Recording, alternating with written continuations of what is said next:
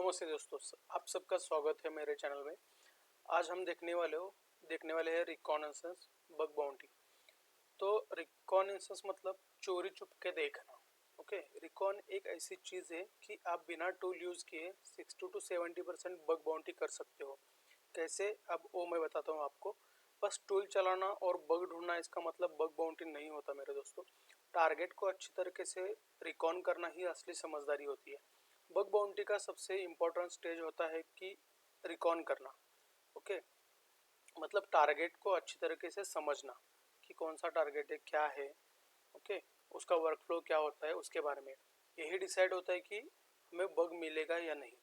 तो आगे बढ़ने से पहले मैं आपको सभी को रिक्वेस्ट करता हूँ कि मेरे चैनल को सब्सक्राइब करो और अपने दोस्तों को भी भेजो ताकि वो भी इसका ज्ञान ले सके। तो चलिए देखते हैं। तो टारगेट को समझना, फर्स्ट पॉइंट जो है अपना टारगेट को समझना। पहले हमारे टारगेट को समझना ज़रूरी है। डायरेक्ट टारगेट देखा नहीं और टूल यूज़ करके करना स्टार्ट कर देते हैं आजकल। लेकिन हमें ऐसा नहीं करना है। तो हमें करना क्या है, तो ये प्रोडक्ट करता क्या है, मतलब वो वेबसाइट जो है उसका एक्चुअली वर्क क्या है, वो किस बारे में वो वेबसाइट बनी है। ओके, तो उसका वर्कफ्लो क्या है, उसका वर्कफ्लो क्या है, इसका मेन यूज़र कौन है, यूज़र टाइप्स क्या है उसके।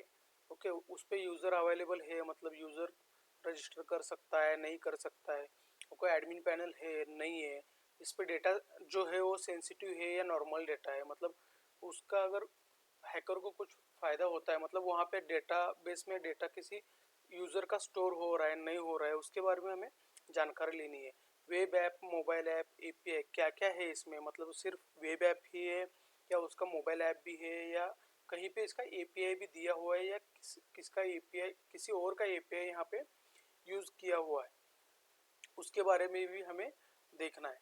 तो वेबसाइट को पहले नॉर्मल यूज़र की तरह यूज़ करो, मतलब जब हम बग बाउंटी नहीं करते थे तब हम एक वेबसाइट ओपन करके एक नई कोई भी एक वेबसाइट ओपन करके हम क्यूरियोसिटी से देखते थे कि इस पॉइंट पे क्या हो रहा है, मतलब इस टैब पे ये टैब ओपन करने के बाद क्या हो रहा है, और लॉगिन टैब ओपन करने के बाद क्या हो रहा है, मतलब वहाँ पे लॉगिन फंक्शनिंग कैसा आ रहा है, साइन अप फंक्शनिंग कैसा आ रहा है, उसके बारे में हमें देखना है।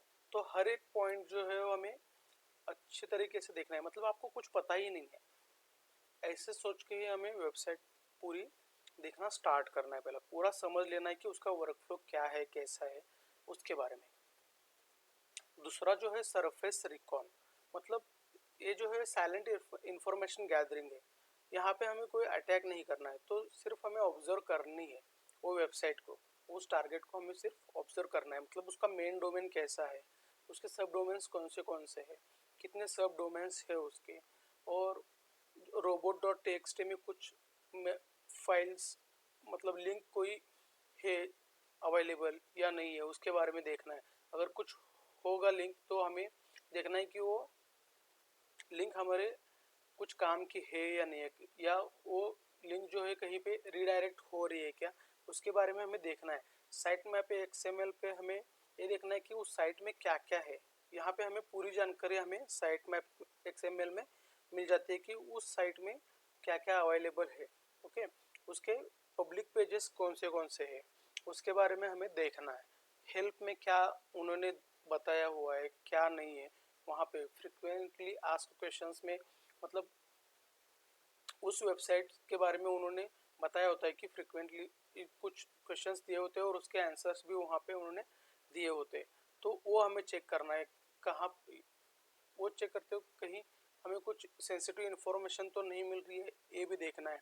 डॉक्यूमेंट्स कौन से अपलोड है वहाँ पे, मतलब कुछ अपलोड है और वो डाउनलोडेबल है क्या, उसके बारे में भी हमें देखना है। तो इस स्टेज पे हमें आइडिया मिल जाता है कि कौन से फीचर्स एग्जिस्ट करते हैं इस वेबसाइट पे और कौन से पाथ्स हिडन हो सकते हैं, इसके बारे में हमें पूरी जानकारी यहाँ पे मिल जाती है। तो अगला पॉइंट जो है हमारा एसेट एंड सब डोमेन मैपिंग, मतलब जो वेबसाइट और जो टारगेट हमें मिला हुआ है उसके बारे में, उसके सब डोमेन जो है उसके बारे में हमें जानकारी लेनी है। ये स्टेप मैक्सिमम बाउंड्रीज देती है, क्योंकि जो मेन पेज होता है वहाँ पे कुछ भी ज़्यादातर हमें मिलता नहीं है। जो सब डोमेन्स होते हैं वहीं पे एक्चुअली बग्स अवेलेबल होते हैं, क्योंकि क्या है, एक मेन डोमेन जो रहता है वो किसी और डेवलपर ने डेवलप किया होता है, और सब डोमेन जो होते हैं वो किसी और डेवलपर ने डेवलप किया होता है, और ये पूरे सब पेजेस जो होते हैं वो बाद में कंबाइन किए होते हैं। तो इसलिए पूरा वेबसाइट डेवलप करते वक्त एक ही डेवलपर नहीं होता है, तो हर अलग अलग डेवलपर्स होते हैं, तो कहीं ना कहीं कोई कोई ना कुछ गलती ज़रूर करता है वेबसाइट बनाते वक्त। तो हर एक डोमेन जो है हमें देखना है, मतलब डोमेन अगर a main domain domain dot com a main domain है, तो उसके सब डोमेन्स मतलब डेव डॉट डोमेन है, admin dot domain, user dot domain, API, old domain वगैरह, ऐसे जो सब डोमेन्स होते हैं वो हमें देखना है। क्योंकि सब डोमेन्स है इसका मतलब ये नहीं कि उसमें कुछ मिलेगा नहीं, एक्चुअली सब कुछ मिलता जो है वो सब डोमेन्स में ही मिलता है। क्योंकि सब डोमेन्स इतने ज़्यादातर लोग और नए जो लोग होते हैं वो क्या करते हैं कि सब डोमेन्स में इतना टारगेट अटैक नहीं करते।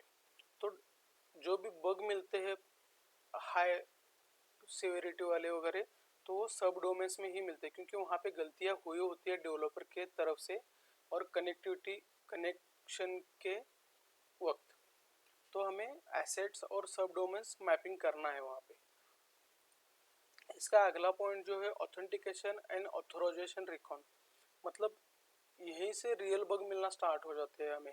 तो चेक करना क्या है यहाँ पे, हमें लॉगिन फ्लो कैसा है, मतलब लॉगिन फ्लो चेक करना है। मतलब लॉगिन पेज जो रहता है वहाँ पे यूज़र लॉगिन सिर्फ है या एडमिन लॉगिन भी है। अगर लॉगिन है तो वहाँ पे लॉगिन आईडी, लॉगिन के लिए ईमेल और लॉगिन के लिए मोबाइल नंबर, इसमें से क्या यूज़ हो रहा है उसके बारे में हमें देखना है।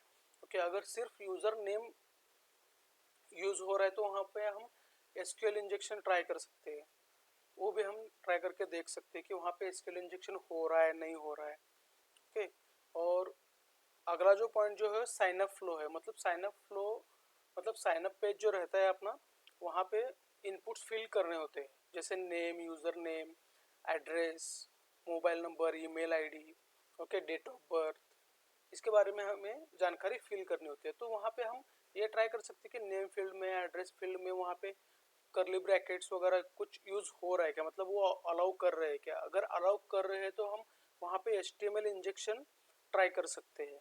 ओके, फॉरगेट पासवर्ड जो फ्लो होता है वो वहाँ पे हम फॉरगेट पासवर्ड करके देख सकते हैं, और उसका जो रिस्पॉन्स जो है, और रिस्पॉन्स जो है हम वो वर्कसूट में कैप्चर करके वहाँ पे देख सकते हैं। मतलब फॉरगेट पासवर्ड आया है, उसका लिंक जनरेट हुआ है, और लिंक जनरेट हुआ है वहाँ पे क्लिक करने के बाद क्या ओपन हो रहा है, सिर्फ यूज़र ने पासवर्ड, न्यू पासवर्ड और ओल्ड पासवर्ड डालने के लिए बोल रहा है, या मेल आईडी डाल के न्यू पासवर्ड और कंफर्म पासवर्ड पूछ रहा है। अगर ऐसा हुआ है तो हम वहाँ पे अपनी ईमेल आईडी की जगह किसी और का ईमेल आईडी डाल के चेक कर सकते हैं कि उसका पासवर्ड रिसेट हो रहा है क्या वहाँ पे। ओके, ये भी हम चेक कर सकते हैं। OTP और ईमेल वेरिफिकेशन, अब OTP और ईमेल से वेरिफिकेशन हो रहा है तो वहाँ पे OTP हम चेंज करके देख सकते हैं, तो गेस कर सकते हैं ब्रूट फोर्स करके। ओके, मतलब कहाँ से, तो वहाँ पे हम चेक कर सकते हैं। सेशन हैंडलिंग यहाँ पे चेक कर सकते हैं। फिर रोल्स चेक कर सकते हैं, यूज़र, एडमिन, स्टाफ, वेंडर, कौन से यूज़र रोल वहाँ पे अवेलेबल है उस वेबसाइट पे, तो उसके बारे में हम जानकारी देख सकते हैं। तो OTP और ईमेल वेरिफिकेशन जो है उसका ब्रूट फोर्सिंग जो है वहाँ पे हम वेबसूट के थ्रू कर सकते हैं। अगर 4 डिजिट का OTP है तो बहुत ही अच्छा है, और जल्दी हमें ब्रूट फोर्सिंग करना आ, मतलब इजीली हो जाता है। अगर 6 डिजिट हो तो वो प्रोसेस लेंदी हो जाती है और उसको बहुत सा टाइम लगता है। ओके, और 4 डिजिट जो है वो इजीली गेसेबल है। उसका अभी आगे का पॉइंट देखते हैं, सॉरी। तो यहाँ पे बग बाउंटी अंडर टेस्ट का करता क्या है कि क्या यूज़र एडमिन और एंड पॉइंट्स यूज़र एडमिन के एंड पॉइंट्स देख सकता है क्या, आईडी चेंज करने से दूसरे का डेटा मिलता है, ये हम यहाँ पे चेक करते हैं। तो यूजुअली यहाँ पे ऐसा अगर कुछ हो रहा होगा तो आईडोर, ब्रोकन एक्सेस कंट्रोल और प्रिविलेज एस्केलेशन के जैसे हमें बग्स मिल सकते हैं। कहाँ पे? या लॉगिन फ्लो, यूजर एडमिन, ये इसका आईडी वगैरह चेंज करके। ओके, तो दूसरा पॉइंट जो है वो पैरामीटर डिस्कवरी। ये पूरा साइलेंट वेपन है, मतलब यहाँ पे हमें बहुत पेशेंस से काम करना होता है, क्योंकि ये यहाँ पे बहुत सेंसिटिव डेटा हमें मिल सकता है और यहाँ मैन्युअली ही वर्क किया जा सकता है। यहाँ पे हम ऑटोमेशन टेस्ट नहीं करते। ओके, यहाँ पे उसका यूज ही नहीं है, क्योंकि यूआरएल पैरामीटर में आईडी और URL parameter ID equal to 1 to 3 और मतलब प्रोडक्ट इक्वल टू उसका नाम वगैरह ऐसा कुछ आ रहा है, तो वहाँ पे हम आईडी चेंज करके देख सकते हैं, प्रोडक्ट का नाम चेंज करके देख सकते हैं। यहाँ पे हमें आईडोर मिलने के चांसेस बहुत ज़्यादा है। पोस्ट बॉडी फील्ड्स है, मतलब जब आप फॉर्म वगैरह फिल करते हैं तो वो पोस्ट होता है। ओके, वहाँ पे आप सबमिट करने के बाद उसका जो रिस्पॉन्स और रिक्वेस्ट जो है हम वेबसूट में कैप्चर करके वहाँ पे हम चेंजेस करके देख सकते हैं, मल्टीपल टाइम रिक्वेस्ट भेज के, कि यहाँ पे कुछ चेंजेस हो रहे हैं क्या।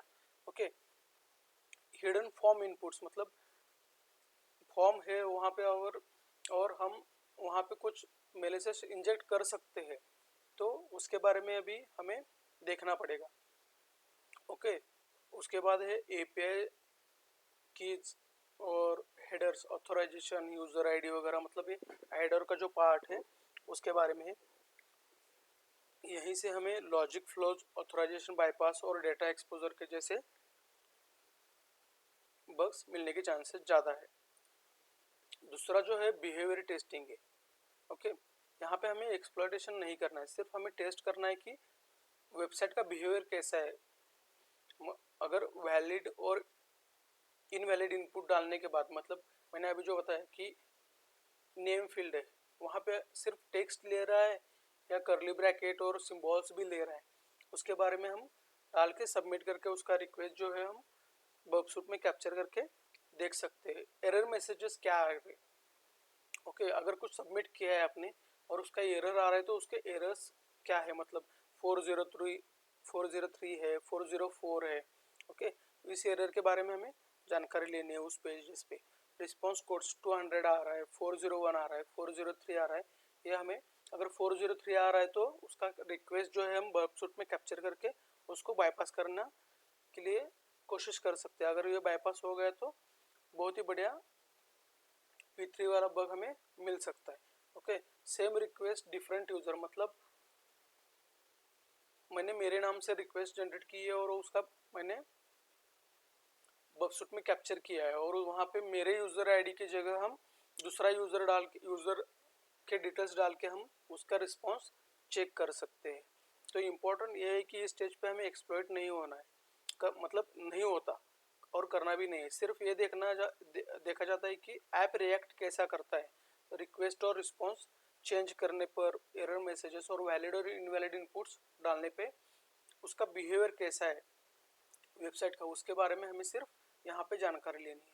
तो दोस्तों, अगला पार्ट है मैपिंग, नोट्स एंड डॉक्यूमेंटेशन। अगर यहाँ तक आपने अभी तक मेरा चैनल सब्सक्राइब नहीं किया है तो प्लीज़ सब्सक्राइब करना। ओके, यहाँ पे प्रोफेशनल बग हंटर जो होते हैं यहाँ थोड़ा ज़्यादा दिमाग लगाते हैं, क्योंकि वो यहाँ पे क्या करते हैं, एंड पॉइंट की लिस्ट बनाते हैं कि वेबसाइट पे एंड पॉइंट्स कौन कौन से हैं, उसकी स्क्रीनशॉट लेते हैं। अगर कुछ मतलब उनको अनयूजुअल दिख रहा है तो उसका स्क्रीनशॉट लेते हैं, उसका नोट्स बनाते हैं कि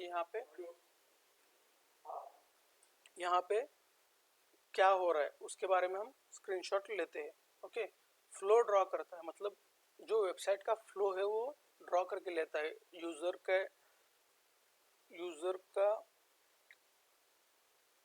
यूज़र कैसा वर्क कर रहा है, यहाँ पे एडमिन कैसा है और बाकी के यूज़र्स है क्या वहाँ पे, और किस पॉइंट पे क्या ओपन हो रहा है, कहाँ पे रीडायरेक्ट हो रहा है उसके बारे में। और उसके बाद इंटरेस्टिंग पॉइंट्स होते हैं वो भी नोट्स कर लेते हैं, क्योंकि बग तब मिलता है जब दिमाग को क्लियरिटी होती है कि पूरे वेबसाइट कैसा वर्क कर रहा है, कहाँ कहाँ पे क्या है। ओके, किस पेज पे क्या ओपन हो रहा है, क्या टैब ओपन करने के बाद कहाँ पे रीडायरेक्ट हो रहा है। अगर इसका पूरा लेखा चिट्ठा अपने पास होगा तो हमें इजीली बग मिलने के चांसेस ज़्यादा है। दूसरा पॉइंट देखते हैं हम आगे का। अभी रिकॉन का बात चल रहा है, मतलब यहाँ पे दो टाइप के रिकॉन्स अवेलेबल है, मतलब पैसिव रिकॉन और दूसरा जो है active recon. Okay, passive recon जो है बिना टच किए, मतलब सिर्फ हमें दूर से देखना है, वेबसाइट पे जाना नहीं है। ओके, वेबसाइट के बाहर से उसको देखना है, गूगल डॉकिंग करके उस वेबसाइट के बारे में डिटेल्स लेने हैं, वहाँ पे कुछ सेंसिटिव डेटा मिलता है क्या, हमें उसके बारे में चेक करना है गूगल डॉकिंग से। गिटहब लीक्स, मतलब मैंने अभी बताया कि एक वेबसाइट डेवलप करते वक्त एक ही डेवलपर नहीं होता है, अलग अलग डेवलपर होते हैं, सभी गिटहब्स पे उसका रिपोर्ट डालते हैं और वहाँ से पूरा डिटेल्स कैप्चर किया जाता है। तो डेवलप करते वक्त अगर कोई लॉगिन पेज डेवलप कर रहा है तो उसके बारे में वहाँ पे उसने कोई यूज़र नेम और पासवर्ड टेस्टिंग के लिए जनरेट किया है और वहीं पे रह गया और वो उसने हटाया नहीं है, तो वो हमें वहाँ पे गिटहब लीक्स में मिल सकते हैं, क्योंकि डायरेक्टली हमें वहाँ अगर मिल गया तो हमें डायरेक्टली एडमिन का एक्सेस मिल सकता है। सब डोमेन इन्यूमरेशन करना है यहाँ पे। ओके, उसमें पैसिव रिकॉन में वेबैक यूआरएल्स में पुराने वाले यूआरएल्स जो है वेबसाइट के, वो वेबैक मशीन से हम कैप्चर कर सकते हैं और वहाँ पे हम देख सकते हैं कि कहाँ पे डायरेक्टली एडमिन और यूज़र का कुछ डिटेल्स हमें अवेलेबल है क्या। तो इसका एक ही गोल रहता है कि हमारा अटैक सरफेस जो है बड़ा करना है। ओके, पैसिव रिकॉन से।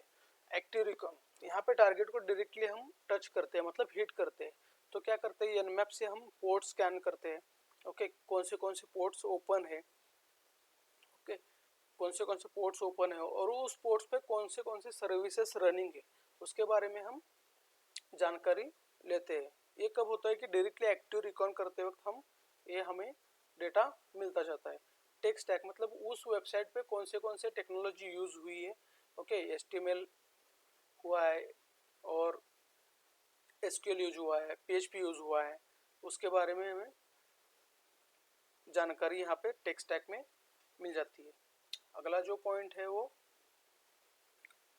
मतलब अभी लास्ट पॉइंट है, रिकॉन कभी फास्ट नहीं होता। ओके, ये सोच समझ कर करने वाली चीज़ है, क्योंकि ज़्यादातर बग जो है वो रिकॉन सही तरीके से किया हो तो मिलने में आसानी रहती है, और न्यू बग हंटर जो होते हैं वो रिकॉन की मोस्ट इम्पॉर्टेंट पार्ट्स स्किप कर देते हैं और टारगेट देखने टूल चलाना स्टार्ट कर देते हैं। क्योंकि क्या है, जो बग बाउंटी प्लेटफॉर्म से वहाँ पे जाते हैं और एक आधा टारगेट लेते हैं और डायरेक्टली उस पर हंटिंग करना स्टार्ट कर देते हैं, क्योंकि उनको बग जो रहता है उसको भूख रहती है। ओके, लेकिन उनको प्रोसेस पता नहीं रहता है। तो मोस्ट इम्पोर्टेंट प्रोसेस जो है इसका वो रिकॉन ही है बग बाउंटी का। जितना आप ज़्यादा रिकॉन करेंगे उतने बग मिलने के चांसेस आपको बहुत ज़्यादा है। ओके, तो दोस्तों अगर बग बाउंटी करते हो और पेनिट्रेशन टेस्टिंग भी करते हो आप, तो मोस्ट इम्पोर्टेंट पार्ट आपका रिकॉन ही है यहाँ पे। जितना ज़्यादा रिकॉन करेंगे उतना ज़्यादा बग मिलने के चांसेस बहुत ज़्यादा है। तो इसका कंक्लूजन एक ही है, अगर रिकॉन वीक है तो एक्सप्लॉइट फेल होगा अपना, रिपोर्ट वीक होगी, लर्निंग स्लो होगी। अगर रिकॉन मोस्ट स्ट्रॉन्ग है तो बग्स मिलने के चांसेस बहुत ज़्यादा है। कॉन्फिडेंस बढ़ेगा आपको आपका बग बाउंटी में, पेनिट्रेशन टेस्टिंग में जब बग मिलना स्टार्ट हो जाता है तब, और करियर ग्रो भी अच्छे तरीके से होगा, क्योंकि जब आप बग मिलेंगे और आपको जो मिले हुए बग है वो आपके पोर्टफोलियो में डालना स्टार्ट करोगे तो आपको करियर में भी उसका बहुत ज़्यादा इम्पैक्ट बढ़ने वाला है। तो दोस्तों इतना देखने के लिए और सुनने के लिए आप सभी का थैंक यू, और please subscribe my channel. Okay, मैं थियोरेटिकली इसलिए पढ़ा रहा हूँ क्योंकि पहले थियोरेटिकली जानना ज़रूरी है। अगर मैं प्रैक्टिकल दिखाने स्टार्ट करूँगा तो आपको समझ में नहीं आएगा। तो इस वीडियो को एक दो बार देख लीजिए तो आपको पता चलेगा कि एग्जैक्ट रिकॉन के बारे में क्या है। ओके, थैंक यू दोस्तों।